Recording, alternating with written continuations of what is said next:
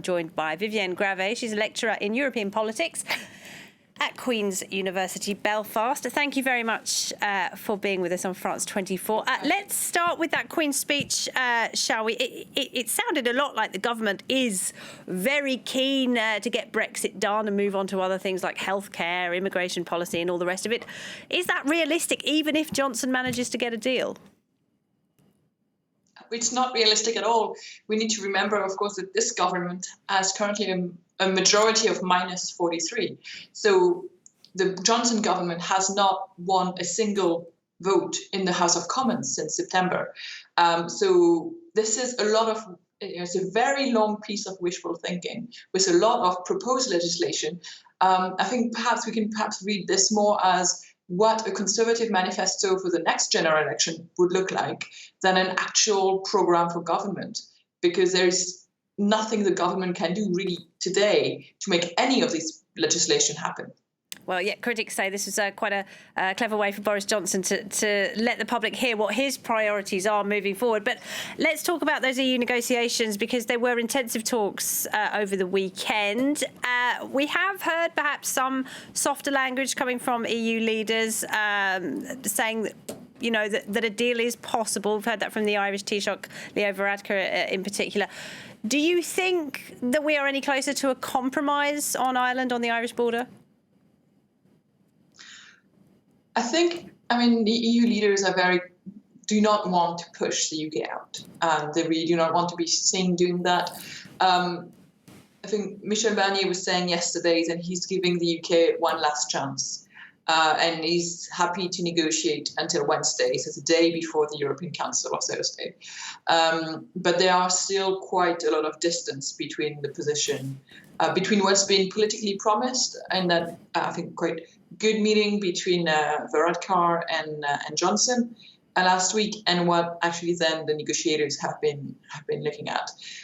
It's about making legally binding and practical on the ground this invisible border and these checks. When there is a big history, of course, of fraud and smuggling on the Irish border, and of course, if you have, there's a big risk that Northern Ireland, if you do not have tight rules, that Northern Ireland could be a backdoor into the single market, which would have very bad impact and negative impact on the whole of the single market.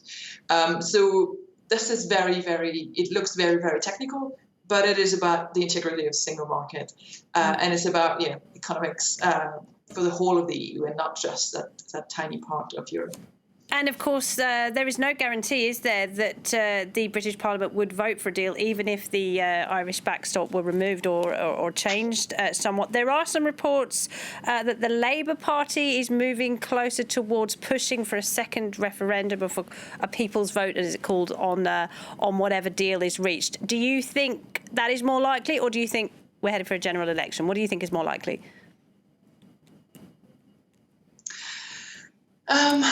I think in any case, we're likely to have both. So what we are seeing is that you have people saying we should first have a general election. And depending on who wins, there's going to be a vote.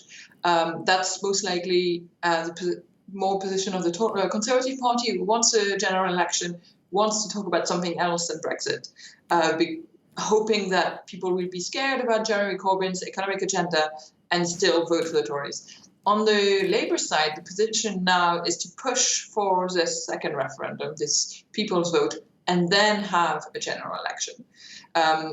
It kind of depends on whether, you have some people in the UK who just want to settle Brexit, have a vote, settle the issue, and then move on to other politics.